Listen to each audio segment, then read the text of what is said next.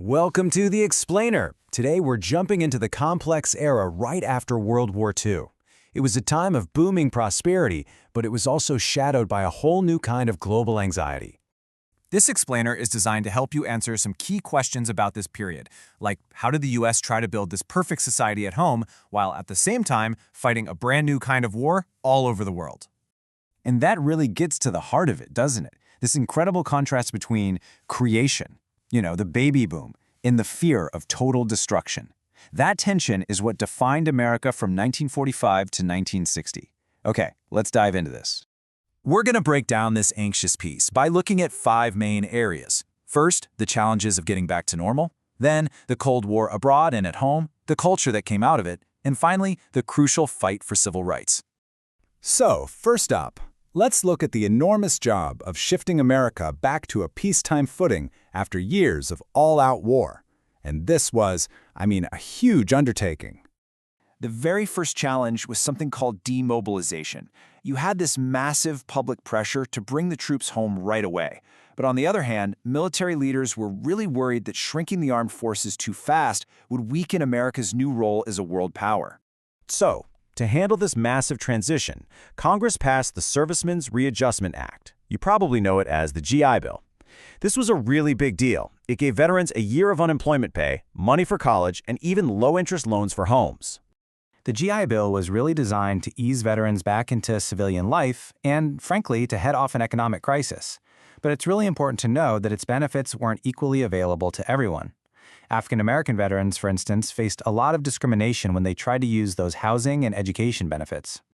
At the same time, you had President Truman trying to expand on Roosevelt's New Deal. He called his program the Fair Deal, and his goals were big: expand Social Security, raise the minimum wage, and protect civil rights. But Truman ran into a wall. A very conservative Congress, made up of a coalition of Republicans and Southern Democrats, blocked his biggest ideas. They shot down national health care, calling it socialized medicine, and they flat out refused to make lynching a federal crime. Okay, let's shift gears now to the new global conflict that pretty much defined this whole era. All those plans at home were quickly overshadowed by a growing fear overseas, the Cold War. The alliance between the U.S. and the Soviet Union during the war? Well, it fell apart almost instantly. They just had completely different ideas for what the post-war world should look like. And this led to a decades-long power struggle. So, the U.S. response was guided by a new foreign policy called containment. It was first laid out by a diplomat named George Kennan. The basic idea was simple: stop Soviet influence from spreading any further than it already had. And this policy got put into action right away with the Truman Doctrine. This doctrine basically pledged U.S. support, money, and military aid to any country that was fighting off a communist takeover, starting with Greece and Turkey. The main economic weapon for containment was the Marshall Plan. The U.S. pumped billions of dollars into rebuilding Europe. The thinking was, if we can create stable, prosperous countries, the appeal of communism would just fade away. So what was that plan to rebuild Europe called? That's right, the Marshall Plan. It wasn't long before containment was put to a military test over in Asia. In 1950, communist North Korea invaded South Korea. The United States quickly led a United Nations coalition to go and defend the South.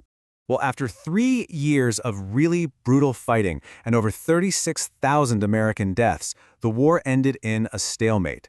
An armistice was signed that created a heavily fortified border that, as you know, is still there today. Now here's where it gets really interesting. Let's look at how this huge global conflict actually shaped everyday life back in the United States. It created this very strange mix of deep fear and incredible prosperity. A second Red Scare just swept across the country. This fear of spies and subversion led to all sorts of things: loyalty investigations for government workers, Hollywood blacklists created by the House Un-American Activities Committee, and of course, the rise of Senator Joseph McCarthy and his wild, baseless accusation. And in the face of all this anxiety, a lot of Americans looked for security and comfort in conformity and in the brand new suburban lifestyle. This was really summed up by these new mass-produced communities like Levittown. And this is a perfect example of that post-war boom. The very first Levittown, built out on Long Island, offered these affordable homes that kicked off huge economic growth in construction, in the auto industry, you name it. But this perfect suburban dream was haunted by a nuclear nightmare. With Eisenhower's policy of massive retaliation and this terrifying arms race with the Soviets, the threat of atomic war was just always there. And that fear got a lot more real in 1957, when the Soviet Union launched Sputnik, the world's first satellite. So, what was it that kicked off the space race? Yep, it was Sputnik. The shock of it led directly to the U.S. passing the National Defense Education Act to pour money into science and math education. Okay, let's talk about culture for a bit. We're going to see how this mix of conformity and anxiety played out in things like music and movies, especially for that new baby boomer generation. A whole new sound came roaring onto the scene, one that really challenged the rigid rules of the era: rock and roll. It drew a lot from African-American rhythm and blues, and it was all about youth and rebellion. You had artists like Chuck Berry and Elvis Presley becoming huge stars. But the guy who actually gave the music its name and blasted it out to a national audience was a disc jockey named Alan Freed. He made it a cultural force. Meanwhile, Hollywood was kind of reeling. It was getting hit from three sides at once: a Supreme Court ruling against the big studios, the HUAC blacklist, which drove out a lot of talent, and its biggest threat of all, the television set, which was in almost 2/3 of American homes by 1955. All right, finally, let's get to what was probably the biggest internal challenge to this whole idea of the American dream: the growing, organized, and incredibly powerful struggle for civil rights. After World War II, African Americans really stepped up their fight against segregation, and they started winning some huge victories in the courts, often led by the incredible NAACP lawyer Thurgood Marshall.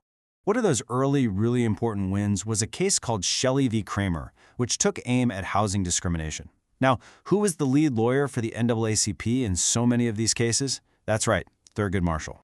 Marshall, who people started calling Mr. Civil Rights, was the one who argued the landmark Brown versus Board of Education case. And that was the decision that finally struck down the whole separate but equal idea in public schools.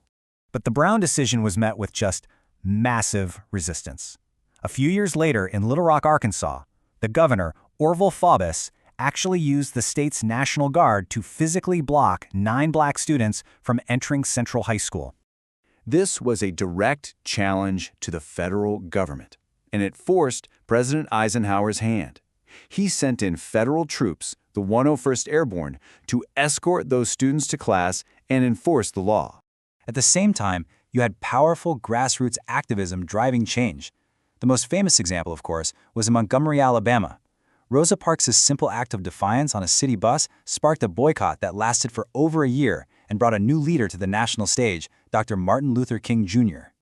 Okay, time for a quick fire review. Here are the must-know facts. The Fair Deal, Truman's reform plan that Congress mostly rejected. Containment, the U.S. policy to stop Soviet expansion. The Marshall Plan, billions in aid to rebuild Europe. The Korean War armistice, ended the war in a stalemate at the 38th parallel. Sputnik, the Soviet satellite that started the space race in 1957. Levittown, New York, the first mass-produced suburb. Alan Freed, the DJ who named and popularized rock and roll. Brown v. Board, the 1954 case that desegregated schools, argued by Thurgood Marshall. And Shelley v. Kramer, the 1948 ruling against racist housing rules. So, the post-war era was full of contradictions, wasn't it? Prosperity and anxiety, conformity and rebellion, a fight for freedom around the world, and a deep struggle for it right here at home. And that leaves us with a big question to think about. In an age like that, what's the real price of peace and prosperity, and who gets asked to pay it?